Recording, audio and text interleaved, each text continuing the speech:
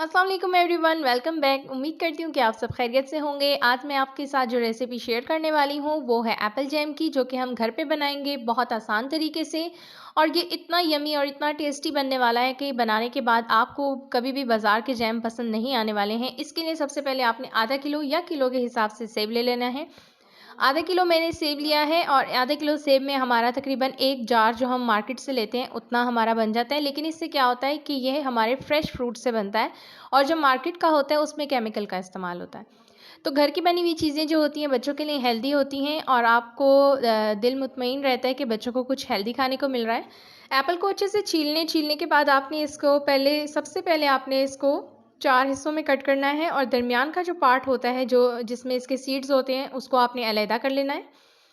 यहाँ पर सेब की कटिंग इसलिए थोड़ी-सी डीपली बता रही हूँ क्योंकि जो न्यू लर्नर होते हैं उनको चीज़ें जो है बिल्कुल ही स्टार्ट से सीखनी होती हैं, तो उनके लिए थोड़ा-सा रेसिपी को थोड़ा डिटेल में बताना पड़ता है। 4 हिस्से करने के बाद आपने एक सेब को क्यूब शेप में कट कर लेना है। इसको हम इतना छोटा कट इसलिए कर रहे हैं क्योंकि हमने इसको बॉयल करना है और सेब अच्छे से अंदर तक बॉयल हो जाए, इसके लिए हमने सेब को छोटा-छोटा कट किया है।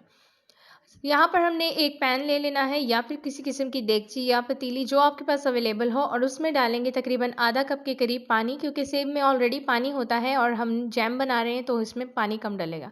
इसे तब तक पकाएंगे जब तक कि हमारे सेब अच्छे से गल नहीं जाते।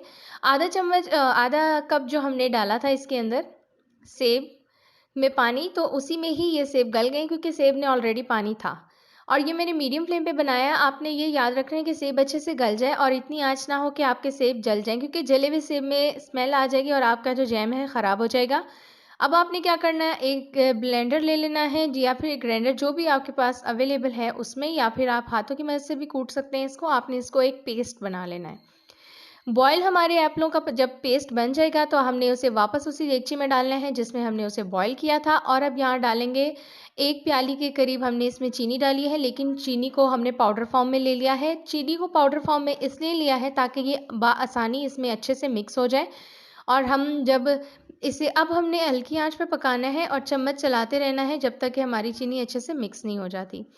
ये रेसिपी आप ट्राई कीजिएगा, आपकी फ़र्स्ट टाइम पे भी बहुत ही मज़ेदार सी बनेगी। मेरे सारे स्टेप्स को फ़ॉलो कीजिएगा और रेसिपीज़ को डिटेल में देखिएगा, उसके बाद ट्राई कीजिएगा और मुझे कमेंट सेक्शन में ज़रूर बताइएगा कि आपने जब ये ट्राई किया तो आपकी रेसिपी कैसी बनी।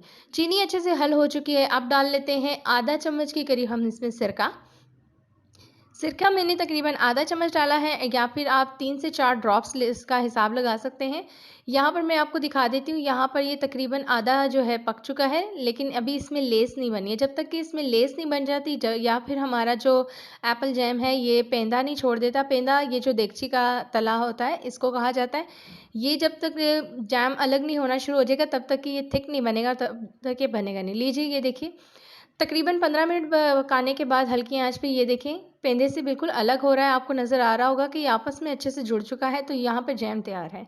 यहाँ पर मैंने एक पुरानी बॉटल ले ली है, अच्छे से धोने के बाद खुश्क कर लिया है और इसी में डाल लेते हैं जैम। ये जैम की ऑलरेडी बॉटल है, इसके अलावा मार्केट से भी अवेलेबल होती है। चैनल पे न्यू है तो सब्सक्राइब कीजिएगा और उसके बाद छोटा-सा बेल आइकन होता है उसे प्रेस कीजिएगा। और मैंने इससे पहले भी बहुत मज़े-मज़े की इंस्टेंट रेसिपीज़ अपलोड की हुई हैं, आप जाके विज़िट कर सकते हैं। अगर आप चाहते हैं आपकी बताई हुई कोई रेसिपी ट्राई करूँ तो मुझे कमेंट सेक्शन में बोल सकते हैं।